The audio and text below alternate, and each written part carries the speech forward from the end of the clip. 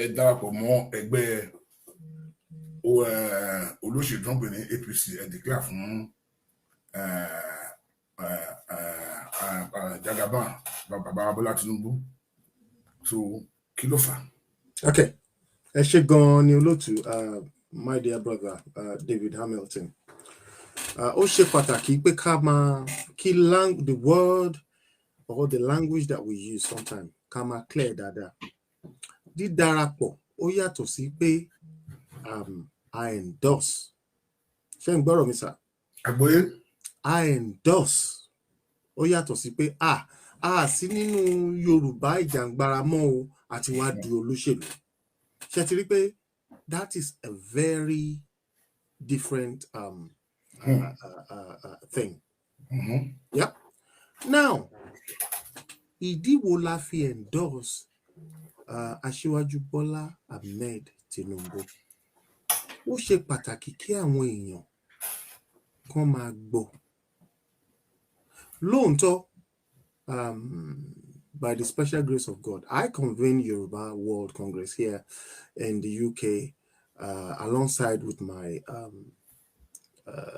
deputy, Engineer Adekunle Oluwalano. And I did dúpẹ́ lọ́dọ̀ Ọlọ́run pé at that very time, gbogbo àwọn Yorùbá wọ́n fetí sí, wọ́n dẹ̀ gbà wá, wọ́n gba Yoruba World Congress.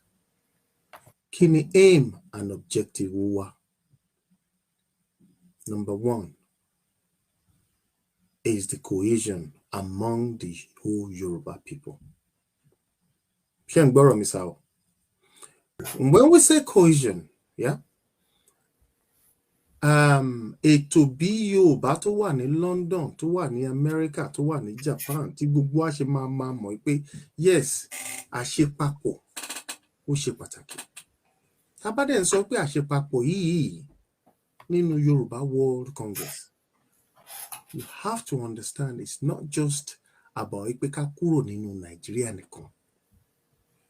Ó kó gbogbo tá à ń pè ní Yorùbá papọ̀ ni. Ìwọ lolóṣèlú o, ìwọ loníṣẹ̀ṣe o, ìwọ ni Christian o, ìwọ ni Muslim o. You have, as long as you're a Yoruba man, that cohesion among us is very important. That is one. Ìkejì, identification of who we are, our nationality. Ẹ̀yin tẹ́ jẹ́ Yorùbá, ó ń ṣe gbogbo Yorùbá tí ó wà ní Nàìjíríà nìkan là ń sọ̀rọ̀ nípa ẹ̀sà. Àwọn Yorùbá wà ní Cuba, àwọn Yorùbá wà ní Benin Republic, àwọn Yorùbá wà ní Brazil. They all have a place in Yoruba World Congress. Then, tá bá tún wá sọ pé Yoruba World Congress yìí, because àwọn èèyàn ọ̀pọ̀lọpọ̀ kò fi bẹ́ẹ̀ yé wọn dáadáa. Ìjàngbara is just a part of it. It's not just only what Yoruba World Congress stands for. So therefore, Yorùbá tí ò sí nínú ìjàngbara, àwọn náà nípa nínú Yoruba World Congress. Yes. Baba Àjọ, 1 minute. Baba Àjọ. Yoruba nation now, please. Mo kò mi fẹ́ block yẹn kan. Mo kò lọ́hùn gbẹ̀yìn. Pé ní tó bá ń bọ̀ bí lálẹ́ yìí, ẹ jọ̀ọ́, mo fi ìpamọ́lúwàbí ni. Mo fẹ́ kí respect the page mi. Ẹ ti mọ̀ mí, gbogbo ilẹ̀ mọ̀ mí náà pé mi ò gbàgbé lórí page mi. Mo sọ fún yín pé you can disagree. Mi ò sọ pé gbogbo ọ̀dọ́ sọ bí pé kẹ́ agree pẹ̀lú ẹ̀ṣẹ̀ mọ́rọ̀ mi. Èpè mo sọ náà tí máa sọ ọdún ẹ̀kẹ́ sọ ẹ̀ lè disagree pẹ̀lú mi. Mi ò mọ̀lúwàbí wẹ̀. Nígbà tí wọ́n máa ṣe pé kí wọ́n búyàn, iṣẹ́ orí page mi ò pé mi ò ń bá wọn kọ́ ẹ̀ lórí page mi, ó máa ń bí mi ní. Mo fọlọ́ ń bẹ mi ò lè fẹ́ block yín tó mo fi bọ́ ọmọ Yorùbá gidi ní. Wo tí mo yèrè kọ́ yín lára tó, ẹ jẹ́ ká fi sùúrù, ká fi làákàyè, ká fi ọmọlúwàbí, majority, civilization, ká fi lo ogun, ká máa bára wa lò. Èmi á sọ pé kẹ́ jẹ́ ká máa bá ètò ẹni tó bá máa sọ̀rọ̀ wọ́n máa sọ̀rọ̀. Tó ń wo mi wípé mi ò fẹ́ pé kí gbé ìwọ̀n sórí péjì mi kí n bá máa insult ẹ mi ò fẹ́ ẹjọ́ fọlọ́ mi. Let's go ahead with the program. ẹ má bọ̀ nínú àbá mi. Okay, so Yoruba World Congress, what it stands for? Òun ni mo ti sọ fún yín. Yeah. Tá bá ń sọ pé Yoruba World Congress nígbà tí mo narrate ẹ̀ last ní ọjọ́ Saturday.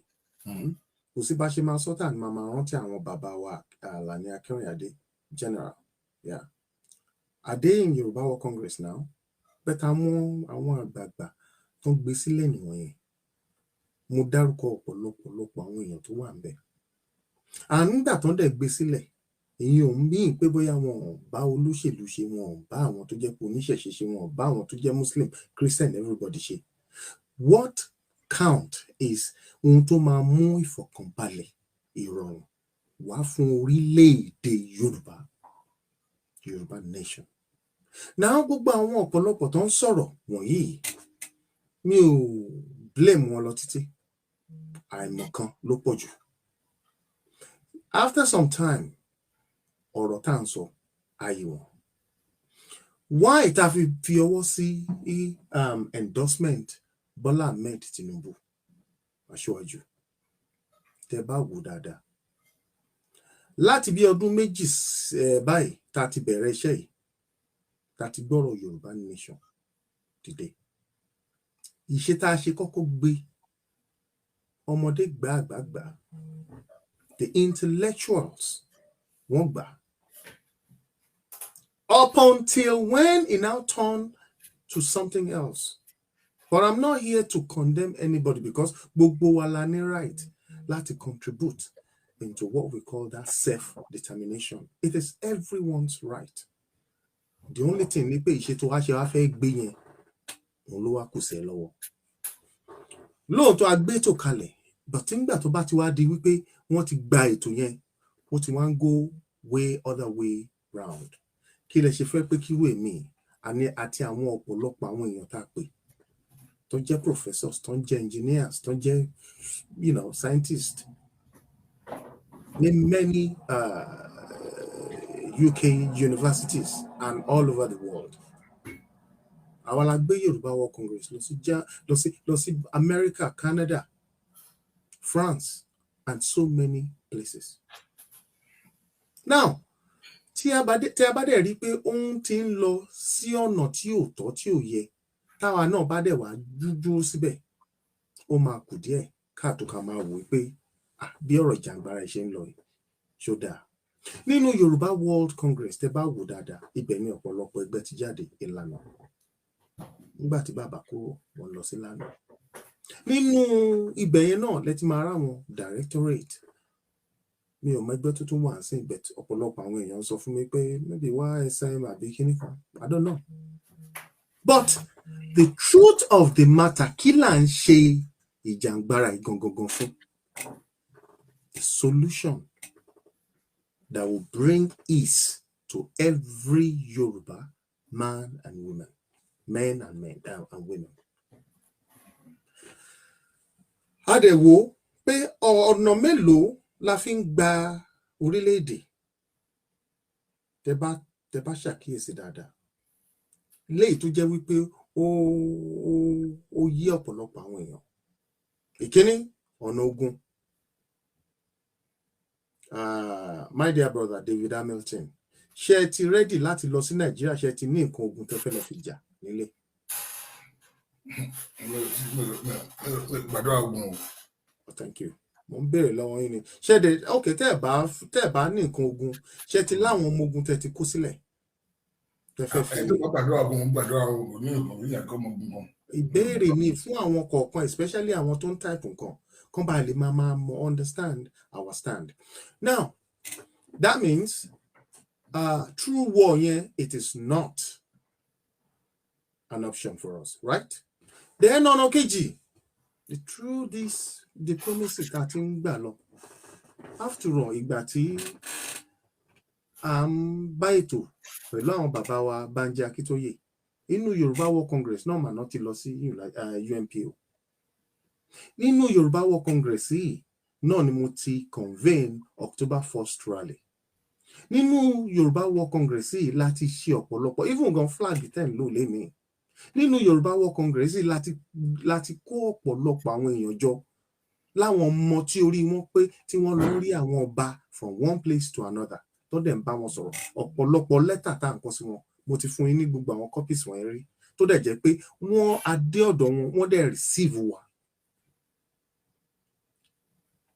A ti ṣe meeting pẹ̀lú so many, in fact when the time come màá jẹ́ kó máa mọ̀ àwọn meetings tá a ṣe pẹ̀lú House of Lords ṣé àwọn MP tá a ti bá sọ̀rọ̀ ni. Now a rí wípé omi ti pọ̀ ju ọkà lọ. Ọ̀pọ̀lọpọ̀ àwọn kan wọnú ẹ̀ tó jẹ́ pé maybe they think, well, I rather just put all my frustration into this Yoruba nation thing. Ẹlòmíì á jáde síta nǹkan míì tó máa sọ. Èébú tó máa bú, èpè tó máa, they completely, turn it into something else. Brother mi, tá a bá ní pé ká jókòó, tara wa máa bá wa, tá a bá ní ká dákẹ́, tara wa bá wa dákẹ́.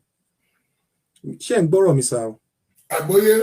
Tí a bá dẹ̀ sọ pé a fẹ́ máa pretend àsì wípé a rí ohun tó ń ṣẹlẹ̀, ṣe rí ẹni tó dákẹ́ àti ẹni tó ń hùwà burúkú, wọ́n jọ ń commit the same crime yẹn ni.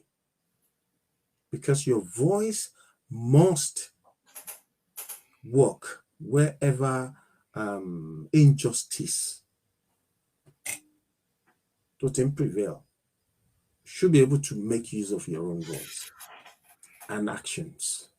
Now, a ti sọ nípa through the war, a mọ̀ pé kò sẹ́ni tó fẹ́ lọ jagun àfẹ́ ogun. Because even nǹkan tá a bá nípa lọ ja ogun, at the end of the day a ṣe máa padà sórí tébùl. Àwọn ìlú mélòó lẹ ti rí tán jà tán gbàlú wọn, wọ́n ìpàpà wá jókòó ni. For example, Southern Sudan, ṣe rí wọn náà, wọ́n máa dúró àwọn èèyàn tó kù. Àwọn Somalia náà, Eritrea ńkọ́ àti Ethiopia, ṣe máa dúró àwọn èèyàn tó kù. At the end wọ́n sì pàpà pé wọ́n kàn wá jókòó ni. Even Russia tó ń jà lénìí àti Ukraine, at the end of the day ṣe àwọn tó ti kú àwọn kan sì máa wà tán máa jókòó pé ìjọ ẹja jókòó ẹja sọ̀rọ̀ bó ṣe máa nǹkan tó máa end up sí nìyẹn. But àwọn tó ti wá kún kọ́, ìtorí ẹ̀ la ṣe ń sọ pé àwọn tó ń lu ìlú ogun kàn tẹ̀ díẹ̀díẹ̀. Àwọn bàbá wa tí wọ́n máa ń sọ̀rọ̀ wípé ọgbọ́n ojú agbára lọ kò yé wọn. Náà tá bá wá wò ó, ṣé a máa wá sọ pé nítorí pé a ti sọ pé dandan through the diplomacy yẹn òun la fẹ́ fi gbà á, tá a bá dẹ̀ ti gbà bẹ́ẹ̀ yẹn kò sí nǹkan kan, a máa jókòó ni.